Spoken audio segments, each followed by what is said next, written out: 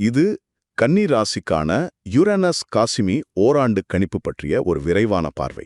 78 வருஷங்களுக்கு பிறகு சூரியனும் யுரேனஸும் இணையும் இந்த அபூர்வ நிகழ்வு கன்னி ராசிக்காரர்களான உங்களுடைய வேலை, உறவுகள் மற்றும் தனிப்பட்ட வாழ்க்கையில எப்படிப்பட்ட பிரம்மாண்டமான மாற்றங்களை கொண்டு வரப்போகுதுன்னு காட்டும் மிக முக்கியமான பதிவு இது. முதலாவதாக, உங்களோட தொழில் ஸ்தானமான 10வது இடத்துல இந்த இணைவு நடக்கிறதால வேலையில நீங்க புதிய தொழில்நுட்பங்களை தயக்கம் இல்லாம ஏத்துக்கிட்டே ஆகணும். கொஞ்சம் யோசிச்சு பாருங்க.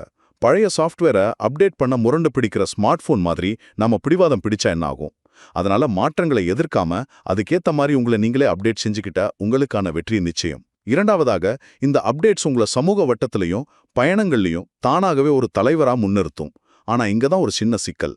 உங்களுடைய இந்த புது வேகத்தையும் வளர்ச்சியையும் உங்களுடைய நெருங்கிய உறவுகள் உடனே புரிஞ்சுக்காம போகலாம். இந்த புதிய பயணத்துல உங்க வாழ்க்கை துணை உங்களுக்கு ஊக்கமளிக்கிற எனர்ஜியா இருக்க போறாங்களா, இல்ல உங்க வேகத்தை குறைக்கிற தடையா இருக்க போறாங்களாங்கிறது நீங்க உறவுகளை எப்படி கையாளுறீங்கிறதுல தான் இருக்கு. மூன்றாவதாக, வெளியுலகத்துல நீங்க எவ்வளவுதான் ஜொலிக்கிற நட்சத்திரமா இருந்தாலும் உங்களை ரீசார்ஜ் பண்ணிக்க ஒரு அமைதியான பேக் ஸ்டேஜ், அதாவது கொஞ்ச நேரம் தனிமை உங்களுக்கு ரொம்பவே தேவைப்படும். அதே சமயம் கூட்டு மீதியை கையாளும் போதும் புதுசா முதலீடு செய்யும் போதும் மேலோட்டமா இல்லாம ரொம்ப ஆழமா விசாரிச்சு இறங்குறது தான் உங்களுக்கு எப்பவும் பாதுகாப்பானது.